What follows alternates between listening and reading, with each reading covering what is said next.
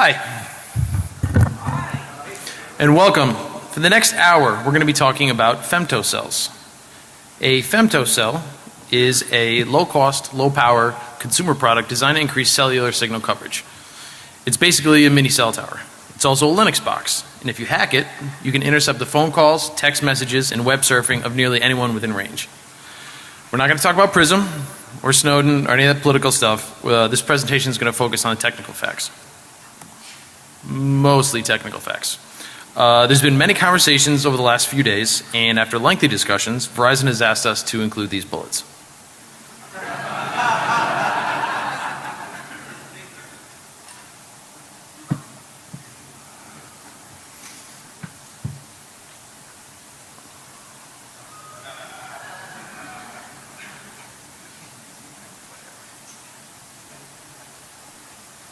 And moving on.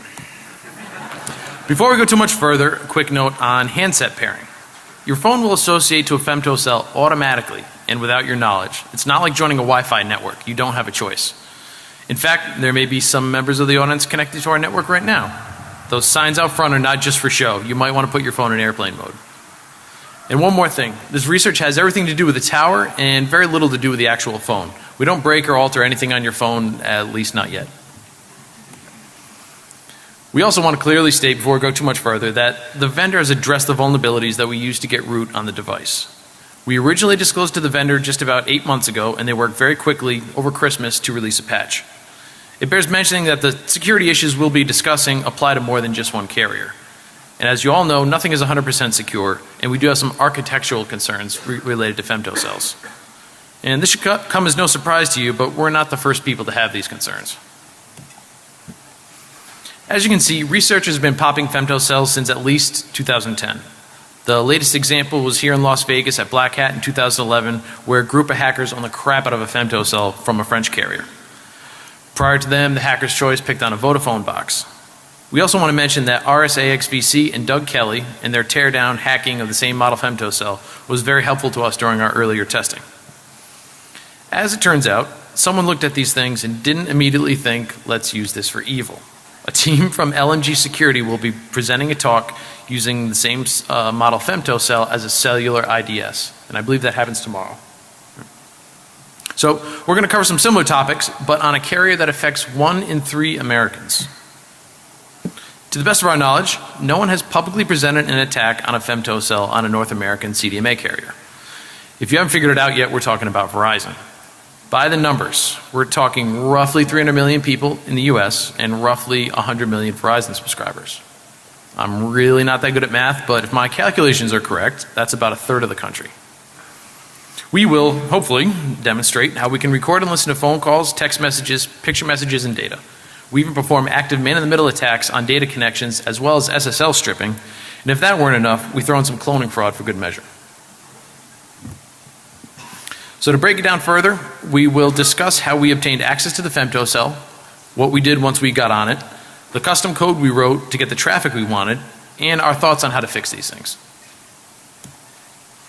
For those of you that may not be familiar with the femtocell architecture, here's a high-level diagram. Your phone connects to the femtocell over cellular radio. In this case, it happens to be CDMA. The femtocell then uses a broadband internet connection to create an IPsec tunnel back to the carrier's internal network. Verizon currently has 2 models of consumer-grade femtocells, the SCS26UC4 and the SCS2U01. The UC4 was released in early 2009 and only supports 3 simultaneous users at 1x speeds. The 2U01 was released in late 2010 and supports 6 simultaneous users at 3G speeds. We were able to root both of these devices, but we created most of our proof of concept code on the 2U01 because it's newer, faster, and better looking. As we were doing some high-level due diligence, we discovered that Sprint has a femtocell too. As it turns out, both Verizon models and one Sprint model are made by the same manufacturer, Samsung. We really didn't have that much time to do a ton of testing on the Sprint model, but the one on the left is very similar to the UC4 and is vulnerable to similar attacks. However, we are told that Sprint is end-of-lifing this model of femtocell next month and replacing it with a newer model. We took a quick look at this newer model and we can say it's not vulnerable to the exact same attacks.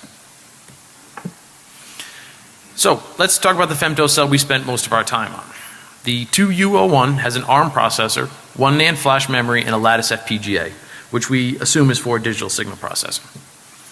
Externally, it's got a GPS antenna, a CDMA antenna, as well as Ethernet and HDMI ports. I know what you're thinking. Did he just say HDMI port? Yes, I did. It's a little tough to make out in this picture, but on the bottom of this device, hidden under a rubber plug, is an HDMI port. So we knew it couldn't possibly be used for video, so we figured it has to be a console port, and we were right.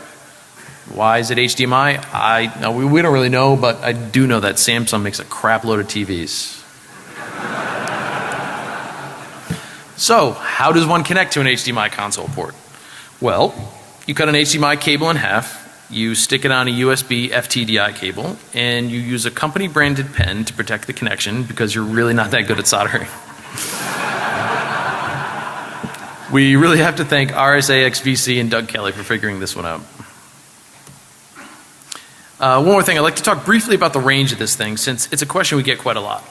The device documentation states that a phone must be within 15 feet to register to the femtocell and must stay within approximately 40 feet to stay connected, but in reality it depends.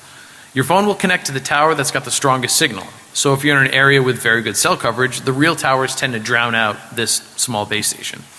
We think there's some tweaking that can be done in the software to boost the signal, but probably the easiest thing to do is just buy a big ass amplified antenna. Of course, if you're in an area where you actually need something like this, then we imagine the capture range will probably be pretty good. We did purchase an aftermarket directional antenna, mostly because we want to minimize the number of phones that we capture, and this antenna creates a nice tight cone. Alright, so I wasn't entirely truthful. One last mention of the older model femtocell.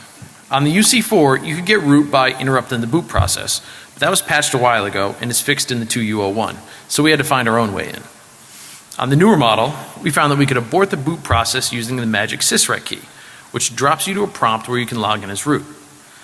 Because we're interrupting the boot process before the device is fully functional, we then had to manually run some startup scripts. Once at the proper run level, the device will start custom UBI cell binaries and connect the device to the carrier's network. And as we mentioned, these techniques will no longer get you root on a patched device, but they're pretty handy and could probably come in, will probably be very useful when testing other embedded devices. So, now that we've established a presence on a mini cell tower, let's poke around this device and see what we can see. The 2U01 runs a customized version of Monte Vista Linux 5, kernel version 2618. It includes a very stripped down Linux system, a few device drivers, and proprietary software to control its operation as a base station. It also includes Authentec's QuickSec VPN client, which is packaged as a kernel module, and I'll get more into that later. So this is great. We're root, but it's a pretty bare bones Linux system, and there's not too many helpful commands available. There's no text editor. If you started a long running command, you can't Control C to kill it, stuff like that. It's very annoying. So said, it's a little unwieldy, but we can use it to edit SSHD config to allow interactive password root login. So we did that. We flushed IP tables, and it made things much easier to work with. So great, we can SSH in, but we still have to run this sed command on every boot because the file system is pulled fresh every time you power cycle. So we figured we could edit and reflash the firmware, but we really didn't want to run the risk of creating a doorstop. So we continued looking around, and eventually we noticed a persistent file system location. So things are starting to get a little more interesting, right? We found a persistent place to store files, but that doesn't necessarily give us persistent root access, right? So we just catted all the things and spent a lot of time in /etc, and we finally came across a script that appears to control some kind of debug mode. And for the record, that's not our typo in the echo statement. So I want to make that clear. We created a file named .ubrc, put it in the mount onan directory, and were rewarded with a typo in the boot output. It worked. More importantly, since this .ubrc file gets executed on startup, we can put our own commands in there, and they'll be executed by root every time the unit boots. So it's an incredible time saver. We use it to patch SSHD, flush IP tables, and then drop us in a root shell automatically. So we overcame the next hurdle. We now have persistent root access, so let's get some packets and do some eavesdropping. Should be easy, right? We'll just run TCP dump on the tunnel interface and nothing. All we see are encrypted IPsec packets everywhere. Like, what the hell? So it turns out that QuickSec is implemented as a NetFilter kernel module. It steals the packets before they ever hit a regular network interface, does encryption decryption, and sends the traffic so you can't see anything good using a normal packet capture utility like TCP dump. So, seems like the fun is over. Now what? Well, luckily, it's all just engineering, and with that, I'll turn it over to Tom. That's a pretty good representation of how the programming worked on this project. So setting up the, certainly not the good looks. So setting up the cross compilation environment for this was a real pain in the neck, but that's why we have interns.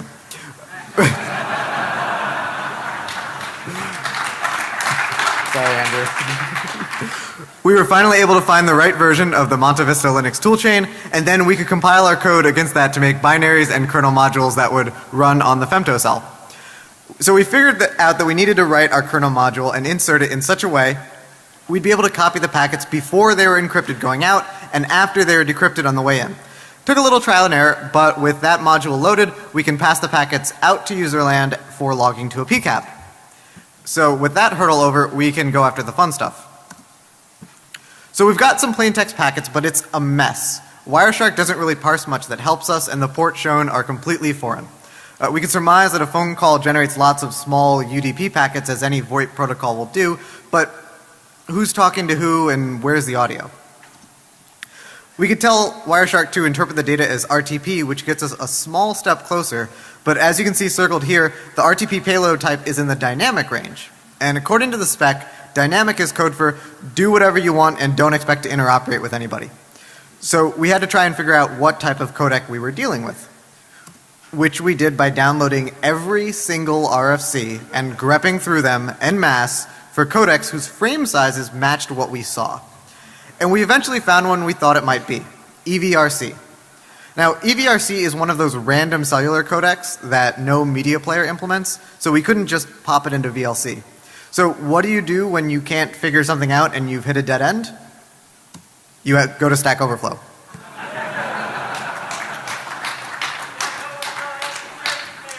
But this had already been asked and received no answers. So here's the real secret of productive hackers.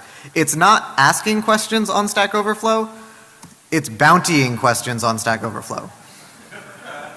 So what we got was a link to the actual reference implementation of EVRC that was published by the 3GPP2 multi-carrier working group thingy.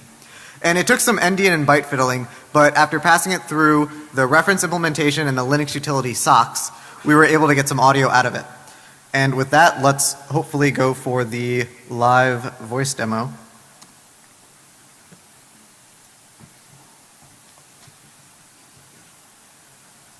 So Doug is placing a call on a phone that is associated to the femtocell, and hopefully Andrew's phone will ring in just a moment.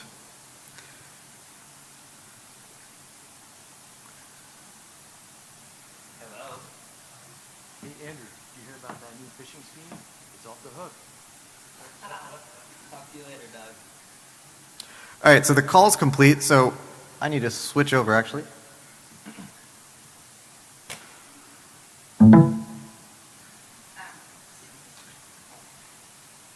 Okay, so Andrew is going to pull it off of the femtocell and pass it through the. Boy, I hope this works. So that was before the call was placed. Did you know your mic was active then? Now it's ringing. Hello. Hey Andrew, did you hear about that new phishing scheme? It's off the hook. Talk to you later, Doug.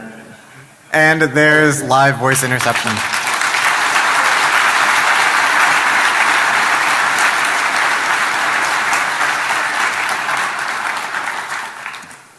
And this was the backup video. So for SMS, it took us a while to figure out SMS also, but we'll spare you the gory details this time. The text message itself is encoded in 7-bit blocks, so it's a bit of a pain, but we can get the data out. And in fact, we made a Wireshark dissector, but that's not nearly as interesting as doing another live demo, so let's try for that.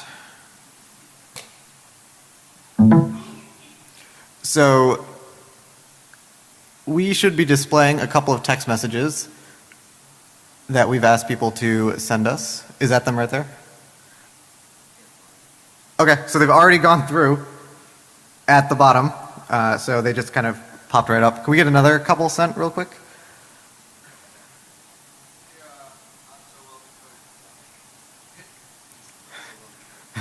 There are a lot of encoding formats for SMS and we don't parse all of them. Okay, there's a couple more. Alright, so that's SMS.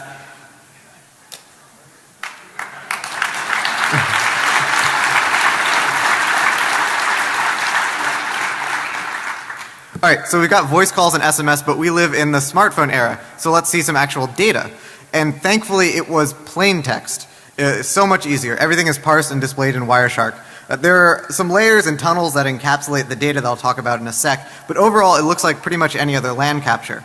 So with passive interception, we can pick up your MMS. You did know that didn't go over SSL, right? So we took a photo of the audience and sent it because it takes a little bit for MMS to go out in DEF CON. And we will show it to you right now. And there you all are.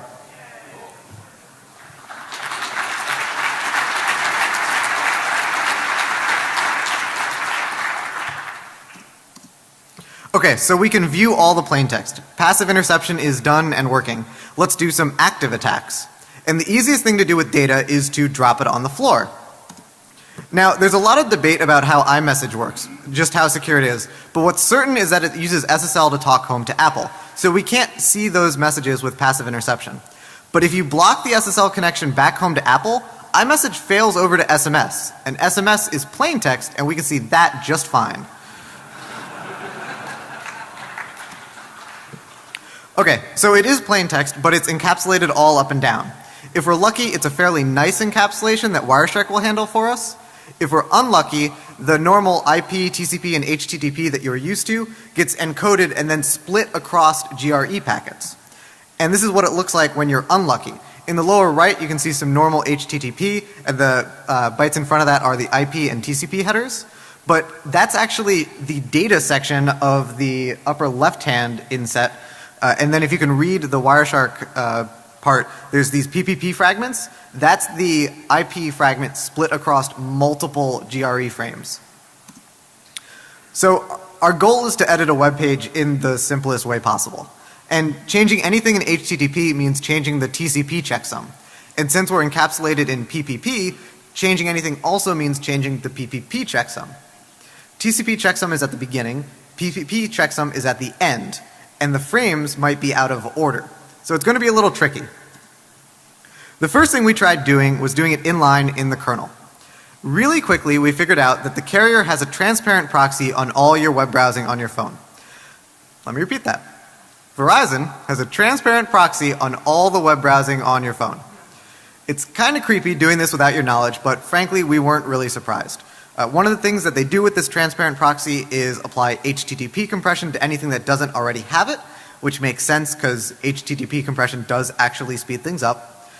We didn't detect any SSL man-in-the-middling or JavaScript injection, and I don't think that Verizon is alone or the only carrier doing this, but nonetheless it's there, and from a technical standpoint we had to work around it. And we tried disabling the compression, but no dice. So we tried doing DNS hijacking, but the transparent proxy ignores the IP address that you actually try and talk to and does their own DNS lookup on the host header. So then we tried something crazy, and this got us pretty close. We did the DNS hijacking, and in the kernel, we rewrote the traffic from port 80 to port 81 so that the carrier wouldn't proxy it. Our server listens on port 81 and responds back, and then on the inbound, the kernel module rewrites it back to 80. And this worked most of the time. The problem was there were a couple of corner cases, and on hundreds or thousands of packets for a web page load, that's enough to sync it. So what ended up working was doing all of that, except the server that listens on port 81 will redirect the browser to port 8080, which the carrier also doesn't proxy. So in the end, what ends up happening is you open a website, say CNN.com. We DNS hijack you. You try to talk to our server on port 80, but the femtocell kernel module rewrites your connection to our server on port 81 to bypass the proxy.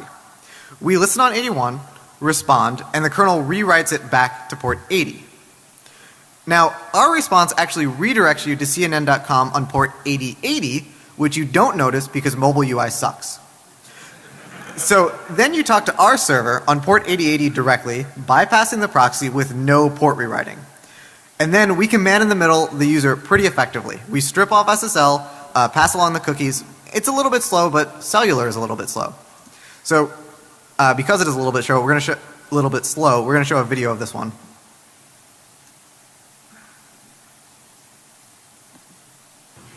Okay, so in the bottom right-hand corner, we are typing in a bank, wellsfargo.com. In the lower left-hand corner, you can see the resource loads. So a couple from Google, and then we'll start seeing the Wells Fargo resources. In the upper left-hand is where the username and password will show up. So there's Wells Fargo, and we're going to click on sign in. And then we will type the username character by painful character. And then the password. And there is the username and password in the upper left. All right, so that is data middling. And with that, I'll turn it back over to Doug.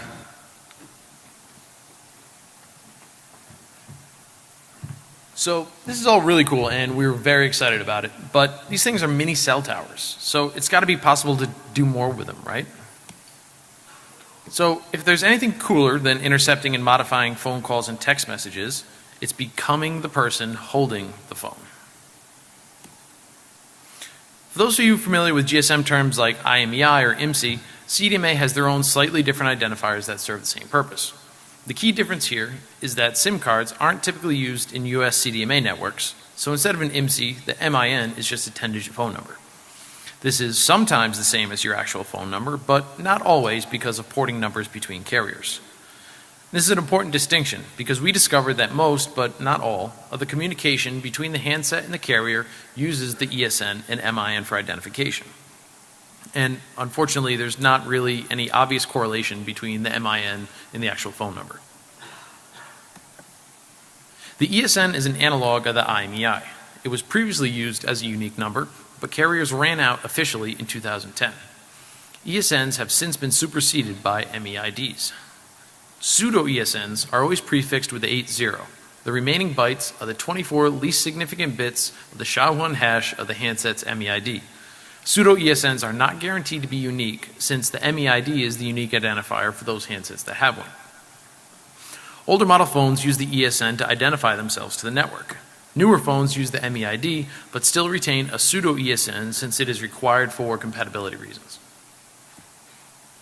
So to clone a phone, all you have to do is grab somebody's phone, write down the ESN or MEID and their phone number, then copy these numbers to another handset to get a valid clone, right? Well, years ago, this used to be all it took. Since the MIN was usually the same as the phone number, and the ESN was printed on any given device, it was trivial for an attacker to get these values and use someone else's expensive wireless minutes to make calls. So Qualcomm and the CDMA carriers had to come up with a solution. We won't get into a ton of detail, but the CAVE authentication mechanism makes it very difficult to successfully clone a CDMA phone. Additional keys are used in a challenge response protocol to authenticate the customer and the call. Manufacturers of CDMA devices are supposed to make these keys difficult to obtain so that a full clone is not possible. All that being said, let's see if our rogue femtocell has any more secrets it wants to give up. Hint. As we mentioned earlier, the femtocell acts like a typical cell tower, except with at least one key difference. The femtocell only uses the ESN and MIN to authenticate handsets. We're not entirely sure why, we really have no idea, but it may suggest a legacy CDMA implementation. But the real problem here is that we discovered that the femtocell did not have CAVE enabled. It behaved like a legacy tower and just ignored those keys, relying solely on the ESN and MIN for authentication. So cloning becomes extremely easy, just like the good old days. Note that the cloned phone will only work while connected to the femtocell, but it can be any femtocell, not necessarily one that's been modified. So we just need to somehow obtain the ESN and MIN of our victim, and program those numbers into another handset. You're generally not supposed to be able to write the ESN, but some phone models do allow it.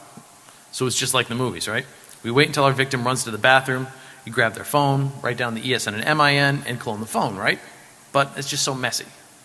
We have to invite our victim out to eat. We have to wait till they go to the bathroom. We have to risk getting caught going through their phone. And what happens if they take their phone with them to the bathroom? And trying to play shit and spell or words with friends, whatever that game is. But listen, it's just not worth it. There's got to be an easier way to defraud my friends. So remember that time I told you that we can see every packet that goes through the femtocell? Well, that includes handset registration packets that contain the ESN and MIN of the phone associated to the femtocell.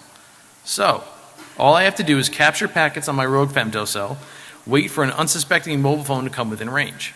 When the phone associates to the femtocell, I catch the ESN and MIN without physical access to the phone and without any indication of the user. So a picture's worth 1,000 words, right? Here it is step by step. The victim phone comes within range of a malicious femtocell, and as the handset registers to the carrier network, the ESN and MIN are captured and written to a separate target handset. The target handset can then be used as a perfect clone of the victim as long as it is associated to the femtocell. It'd be possible to capture phones in New York City using a rogue femtocell and email the numbers to an accomplice in Seattle who's using a stock femtocell. It's almost the perfect crime. While we were testing for cloning, we noticed our results were a little inconsistent. It wouldn't work too well if you're trying to use it as your personal cell phone. But if your aim was to make money through toll fraud, you could probably make enough money to buy a boat that has smaller boats inside of it. Maybe a couple jet skis too. We suspect our problems may have something to do with the relative signal strength of neighboring cell towers, as we saw slightly different results when testing in an urban environment as opposed to a more rural one. But the short answer is we just don't know. So we tested cloning with voice, SMS, and data. And some of the results were expected and some were not. But probably the most interesting thing we saw was the not quite three-way call. So I'm going to describe a few scenarios over the next few slides, and the following definitions will be helpful. Our victim is the person with the shiny new iPhone whose phone that we want to clone. The target is the bad guy running this old crappy flip phone, and that's been modified to act like a copy or clone of the victim phone. So the easiest scenario is if the victim's phone is turned off, jammed, otherwise not connected to any cell towers.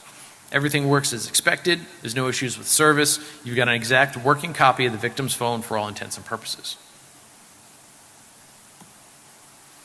So when both phones are associated to the same femtocell, we noticed a few different things. Of course, the cloned phone, the target, must be associated to the femtocell in order to work properly. It is only possible to place outgoing calls one at a time. No matter which phone initiates the outgoing call, any subsequent call placed will force that call to drop. It doesn't matter which phone is which, either the victim or the target can cause each other to drop calls. We didn't notice any issues with outgoing text messages, and for incoming SMS, the usual behavior seemed to be that both phones would get the text message. So with incoming calls, sometimes one of two behaviors is possible. The first is that only one of the two phones rings. It could be the victim or the target, it doesn't matter. Other times, both phones will ring at the same time. The phone that picks up the call first usually wins, which means it gets to stay on the call. But the coolest part is that sometimes, if the two phones answered within a few seconds of each other, we got what we're calling a 2.5-way call. So what would happen is both the target and the victim phones would connect, and each would be able to hear the inbound caller, but not each other. So the eavesdropping scenario here is pretty clear. The bad guy can clone a phone, and as soon as an incoming call comes in, picks up the call, mutes his mic, and can hear everything said by the incoming caller. In our second scenario, the target is associated to the femtocell as required, but the victim is out and about connected to an actual cell tower. The phone that gets the incoming call appears to depend on which phone has had more recent communication with the carrier network, like a call or a text message. We couldn't reproduce the 2.5-way call since both phones never rang at the same time. SMS was pretty similar. We never got an SMS on both phones at the same time. So outgoing calls are a little more interesting. So let's say the target, the cloned phone, is on an active phone call. This works fine until our unsuspecting victim places an outgoing call to another party. The bad guy's call gets dropped, and the call of our innocent victim is allowed to connect reliably. However, if the victim is on an active call, like pictured, and the target places an outgoing call, the call will connect, allowing 2 independent phone calls. So these implications are clear as well. Why use your own minutes when you can use someone else's to call 1-900 numbers and run up a huge bill? Which is especially awesome if you're the one who owns the 1-900 number. So I said earlier we were going to talk about cloning data, and here we are. It appears to be slightly more difficult to establish a data connection on a clone than it is to clone voice and text services. Data services on Verizon's network are required for MMS, account management features, and internet connectivity. Long story short, the carrier network requires more numerical identifiers for data connection than for voice and SMS. We're not saying it's impossible, but it's just more difficult. We didn't really dig too deep into it. So we have a video to demonstrate a 2.5-way call. Whoops. Maybe not. Okay. There we go. All right, so that's me making a phone call to a single number. Both phones are ringing. The victim phone is the one on the left, and the target is the one on the right. And we're going to fast forward obnoxiously. Both calls get answered, both calls connect and stay connected. And now we're going to do some very sophisticated voice testing. Stand by. To prove that the 2 calls are connected. Oh, there it is. Hello? Just saw an inside secret to phone testers. It's very, very technical if you I'll handle that. All right, and so that's that. So we mentioned this at the beginning, but this issue was resolved by Verizon on the back end many months ago, and which is great because authentication should be checked on the internal network that the carriers control, not on the small box that they don't. And with that, I'll turn it back over to the code, Tom.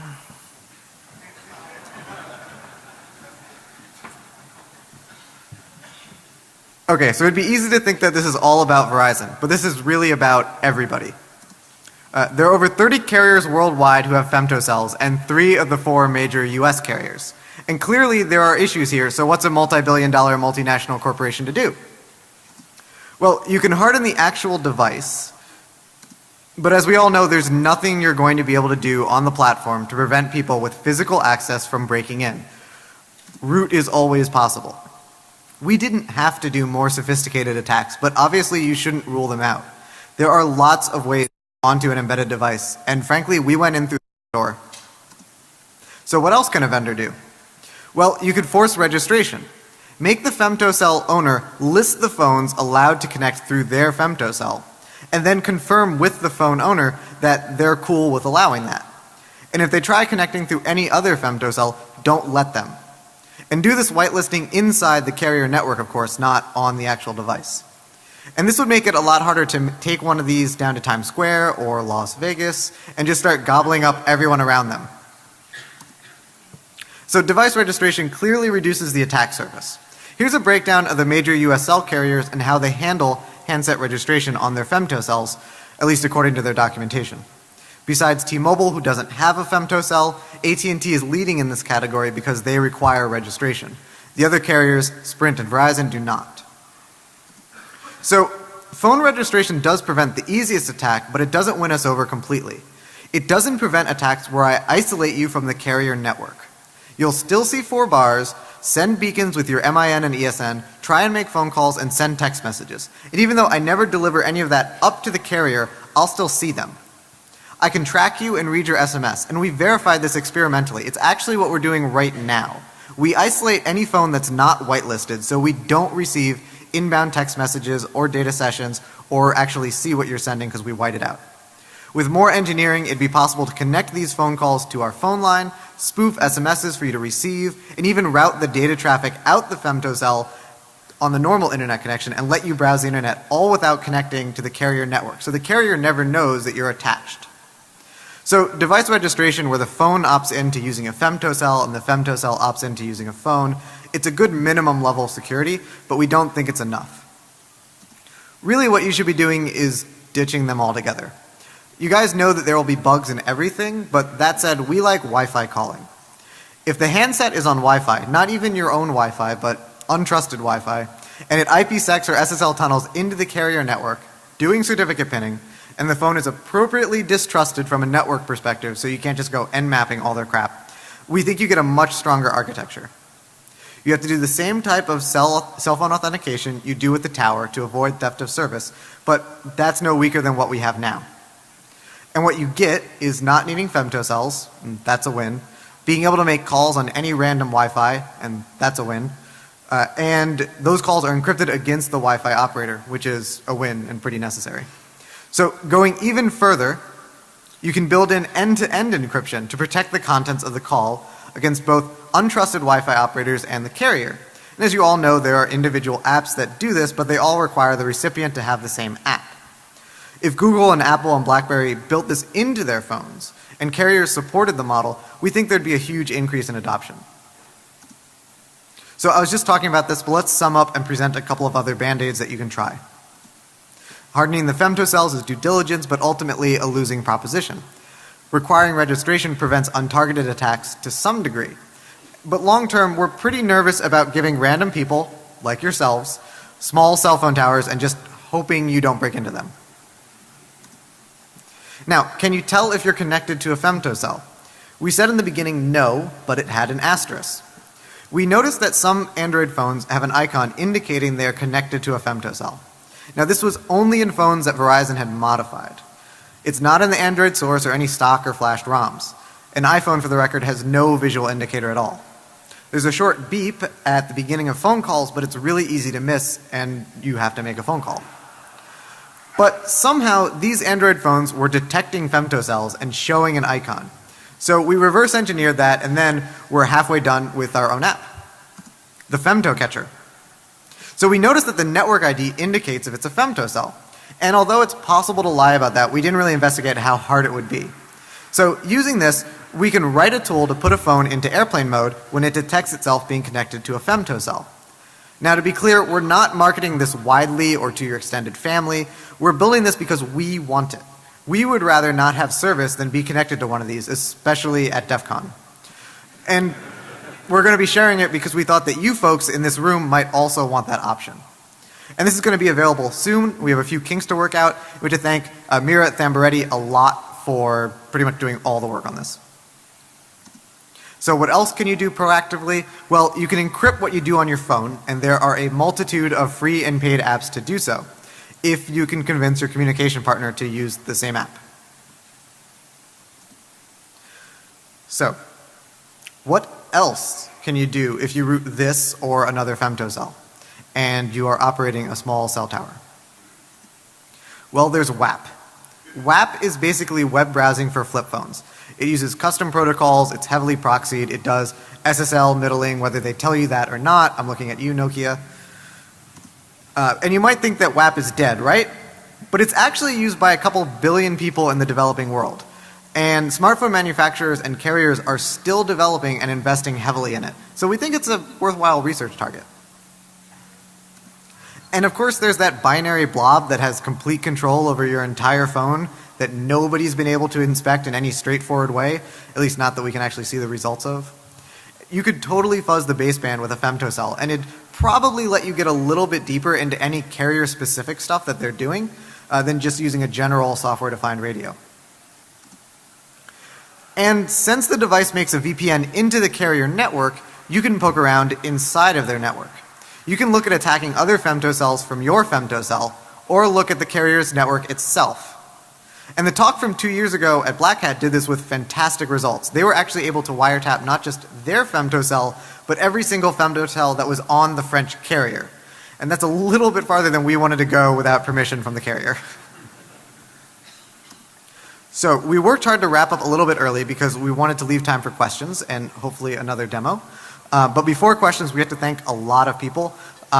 Andrew was one of the interns who worked on that really painful cross compilation, but now is full-fledged member of ISEC and operating this demo and all the hard stuff. RSA XVC and Doug Kelly, who helped us with a lot of the initial work. We used their research. Davis and Tim, who also helped us when we got stuck.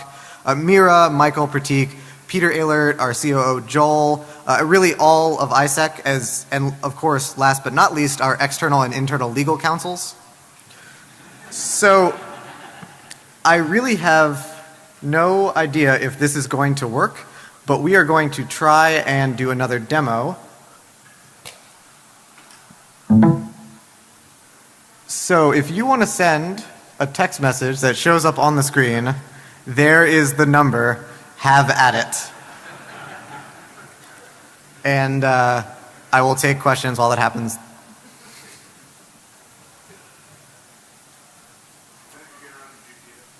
How did we get around the GPS? So the device needs a GPS signal. Just a long GPS cable will work.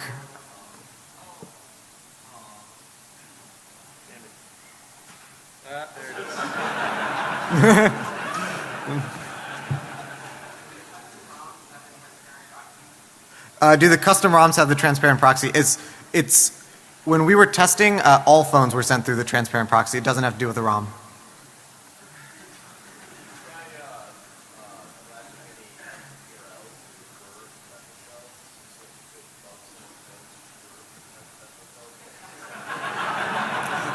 The question was, did we try flashing a phone to prefer femtocells? We were waiting for that. So the question was, did we try flashing a ROM to prefer femtocells to wiretap people more easily? No, we did not. Custom PRL. We looked into it, but we didn't get any success.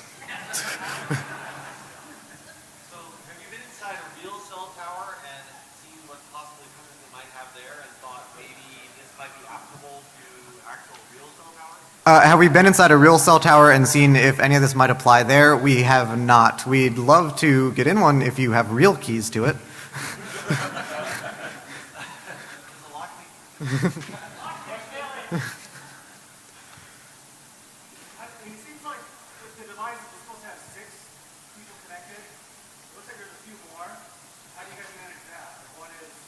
So the device allows up to 6. I don't think we have more than 6. I'm sorry? Okay, you can have more passively associated, but only 6 simultaneous voice calls. And oh, I forgot, the 2 folks who are the volunteers, please come up and see if your phones are associated and send some text messages. What's a NIOB? Hey, NSA, spell check. Any other questions? Yes, you sir, standing up. You're gonna have to shout, sorry.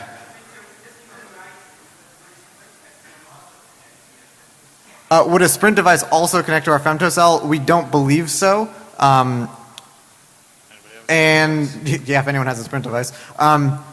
We don't believe so, and really, like, we just created our proof of concept code on Verizon. This is applicable to like most femtocells.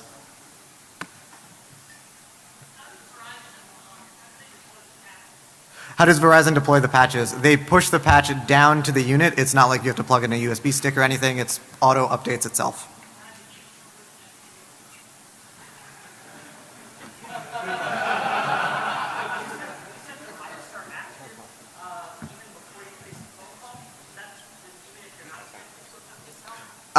The question was, the mics are active before you place a phone call. Is that the truth even if you're not connected to a femtocell? I don't know.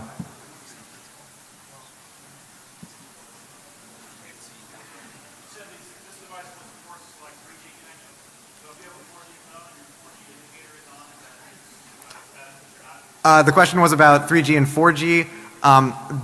In our testing, our experience was that if you have a 4G data connection, we won't see your data, but we will see your SMS and your phone calls.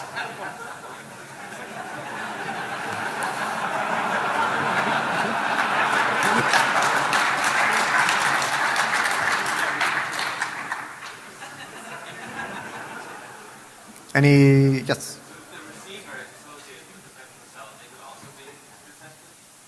Yes, it's the phone that is associated to the femtocell that we intercept, not the sender. We're just showing the text messages that are coming in. Try sending a text message. We'll see an outgoing one.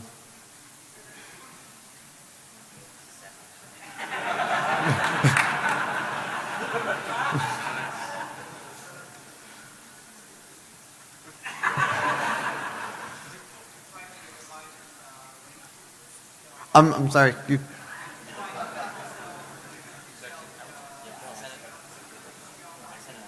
I'm sorry, I still can't hear you.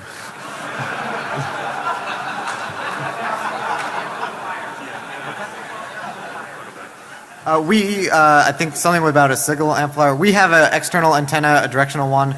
You could certainly hook up more antennas, powered antennas. We didn't really try. We were trying to minimize the number of phones we were getting.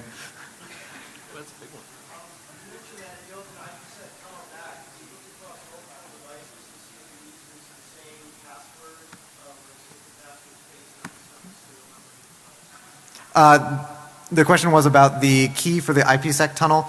We did look at multiple devices. The key is not the same across them.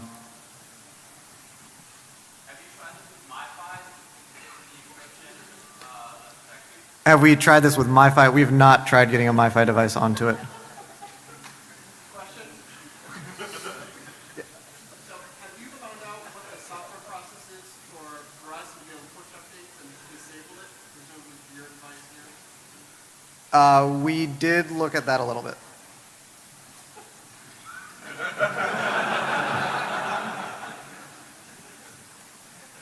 If there are no other questions, we will pack up. Thank you very much.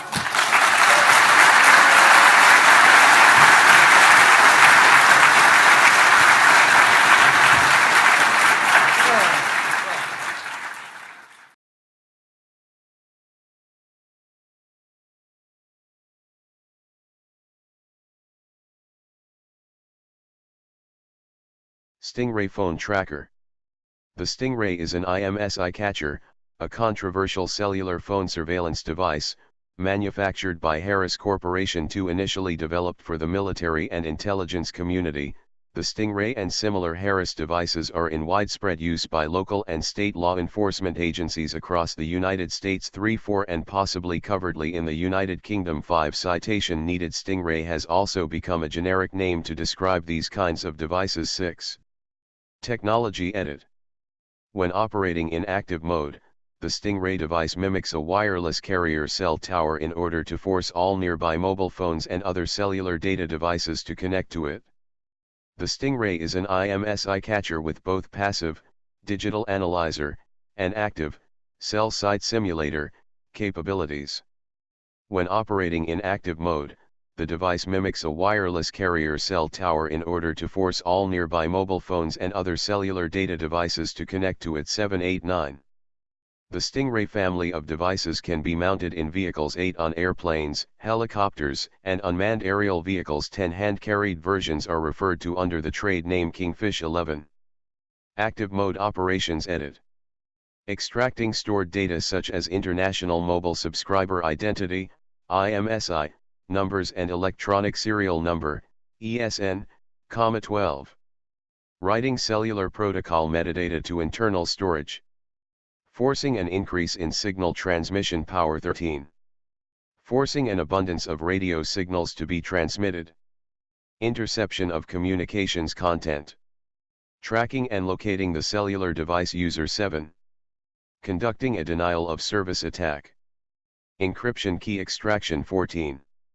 Radio jamming for either general denial of service purposes. 15 or to aid in active mode protocol rollback attacks. Passive mode operations edit. Conducting base station surveys, which is the process of using over-the-air signals to identify legitimate cell sites and precisely map their coverage areas. Active, cell site simulator, capabilities edit. In active mode, the Stingray will force each compatible cellular device in a given area to disconnect from its service provider cell site, e.g., operated by Verizon, AT&T, etc., and establish a new connection with the Stingray. 16 In most cases, this is accomplished by having the Stingray broadcast a pilot signal that is either stronger than, or made to appear stronger than, the pilot signals being broadcast by legitimate cell sites operating in the Area 17. A common function of all cellular communications protocols is to have the cellular device connect to the cell site offering the strongest signal. Stingrays exploit this function as a means to force temporary connections with cellular devices within a limited area. Extracting data from internal storage. Edit. During the process of forcing connections from all compatible cellular devices in a given area, the Stingray operator needs to determine which device is a desired surveillance target. This is accomplished by downloading the IMSI, ESN, or other identifying data from each of the devices connected to the Stingray 12. In this context, the IMSI or equivalent identifier is not obtained from the cellular service provider or from any other third party. The Stingray downloads this data directly from the device using radio waves. In some cases, the IMSI or equivalent identifier of a target device is known to the Stingray operator beforehand.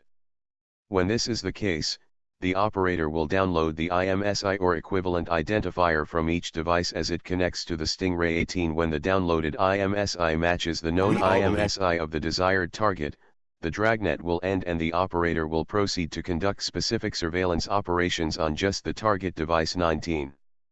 In other cases, the IMSI or equivalent identifier of a target is not known to the Stingray operator and the goal of the surveillance operation is to identify one or more cellular devices being used in a known area. 20. For example, if visual surveillance is being conducted on a group of protesters. 21. A Stingray can be used to download the IMSI or equivalent identifier from each phone within the protest area.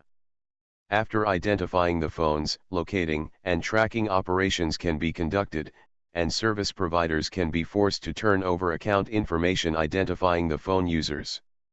Writing metadata to internal storage. Edit. Forcing an increase in signal transmission power. Edit.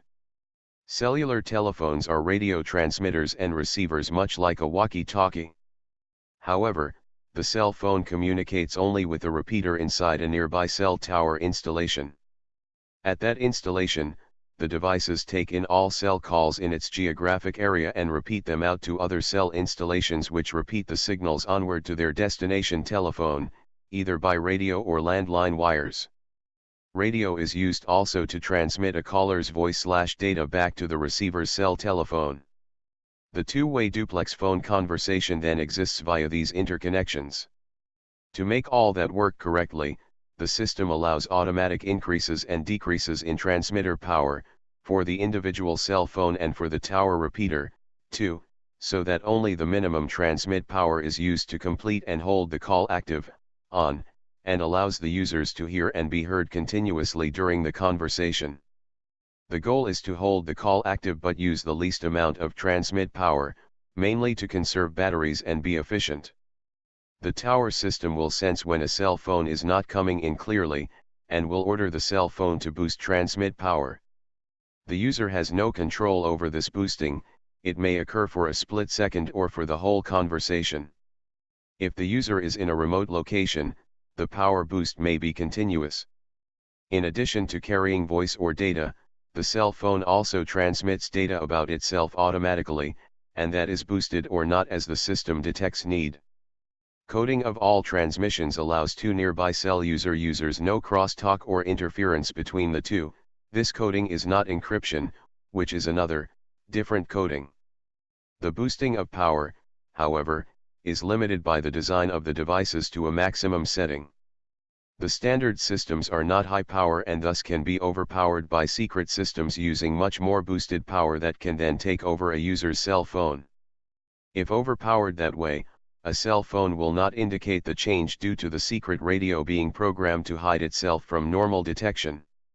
The ordinary user cannot know if their cell phone is captured via overpower boosts or not. There are other ways of secret capture that need not overpower, too. Just as a person shouting drowns out someone whispering, the boost in RF watts of power into the cell telephone system can overtake and control that system in total or only a few, or even only one, conversation. This strategy requires only more RF power, and thus it is more simple than other types of secret control. Power boosting equipment can be installed anywhere there can be an antenna, including in a vehicle, perhaps even in a vehicle on the move. Once a secret boosted system takes control, any manipulation is possible, from simple recording of the voice or data to total blocking of all cell phones in the geographic area. Forcing an abundance of signal transmissions. Edit. Tracking and locating. Edit. A Stingray can be used to identify and track a phone or other compatible cellular data device even while the device is not engaged in a call or accessing data services. Denial of service. Edit. The FBI has claimed that when used to identify, locate, or track a cellular device, the Stingray does not collect communications content or forward it to the service provider. 22 Instead, the device causes a disruption in service. 23 Under this scenario, any attempt by the cellular device user to place a call or access data services will fail while the Stingray is conducting its surveillance. Interception of communications content. Edit. By way of software upgrades. 1424 The Stingray and similar Harris products can be used to intercept GSM communications content transmitted over the air between a target cellular device and a legitimate service provider cell site. The Stingray does this by way of the following man-in-the-middle attack. 1. Simulate a cell site and force a connection from the target device. 2. Download the target device's IMSI and other identifying information. 3. Conduct GSM active key extraction. 14 To obtain the target device's stored encryption key. 4. Use the downloaded identifying information to simulate the target device over the air. 5. While simulating the target device, establish a connection with a legitimate cell site authorized to provide service to the target device. 6. Use the encryption key to authenticate the Stingray to the service provider as being the target device. And 7. Forward signals between the target device and the legitimate cell site while decrypting and recording communications content. The GSM active key extraction 14 performed by the Stingray in Step 3 merits additional explanation. A GSM phone encrypts all communications content using an encryption key stored on its SIM card with a copy stored at the service provider. 25 While simulating the target device during the above explained man-in-the-middle attack, the service provider cell site will ask the Stingray, which it believes to be the target device, to initiate encryption using the key stored on the target device. 26 Therefore, the Stingray needs a method to obtain the target device's stored encryption key, else the man-in-the-middle attack will fail. GSM primarily encrypts communications content using the A5/1 call encryption cipher. In 2008 it was reported that a GSM phone's encryption key can be obtained using $1,000 worth of computer hardware and 30 minutes of cryptanalysis performed on signals encrypted using A5/127. However, GSM also supports an export weakened variant of A5/1 called A5/2. This weaker encryption cipher can be cracked in real time. 25 While A5/1 and A5/2 use different cipher strengths, they each use the same underlying encryption key stored on the SIM card. 26 Therefore, the Stingray performs GSM active key extraction 14 during Step 3 of the man-in-the-middle attack as follows. 1. Instruct target device to use the weaker A5/2 encryption cipher. 2. Collect A5/2 encrypted signals from target device, and 3. Perform cryptanalysis of the A5/2 signals to quickly recover the underlying stored encryption key. 28 Once the encryption key is obtained, the Stingray uses it to comply with the encryption request made to it by the service provider during the man-in-the-middle attack. 28.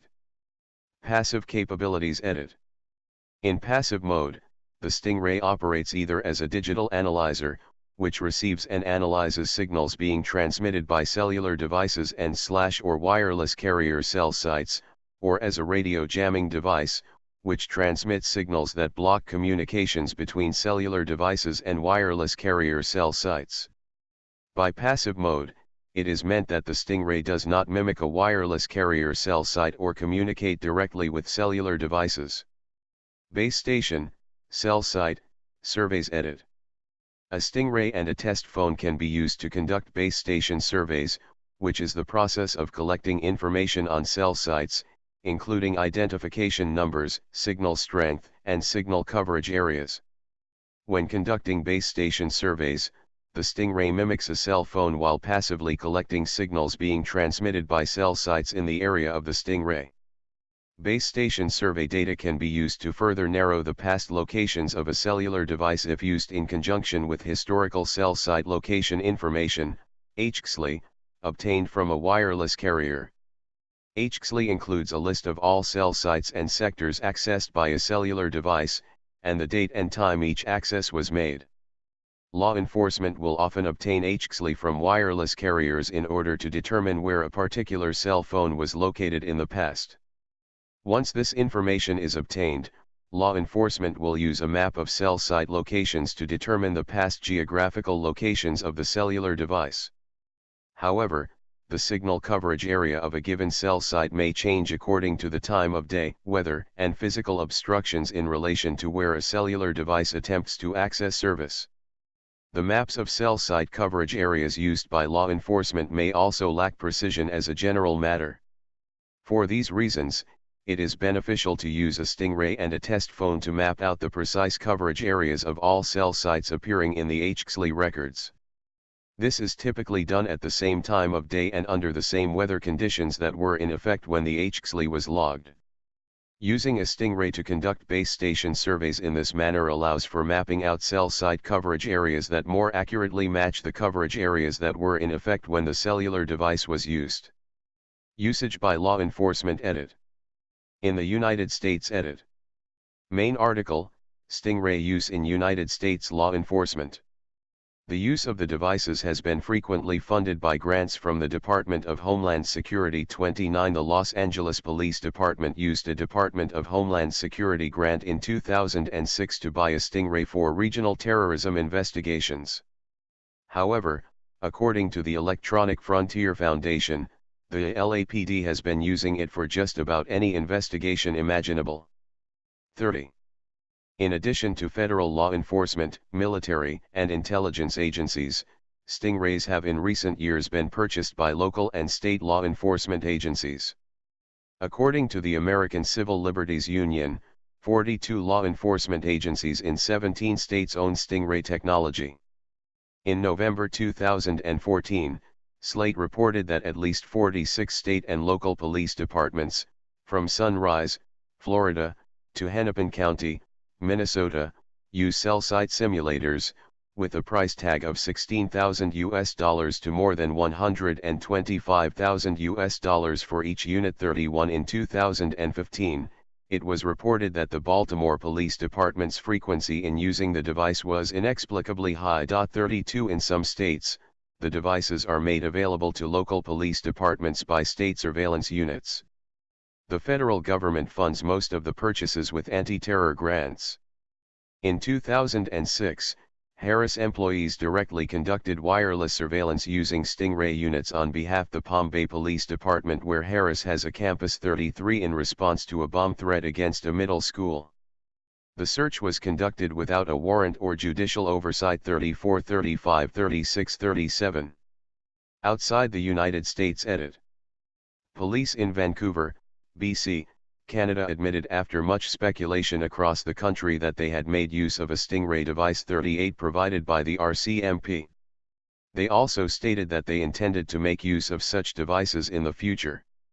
2 days later, a statement by Edmonton's police force had been taken as confirming their use of the devices, but they said later that they did not mean to create what they called a miscommunication. 39.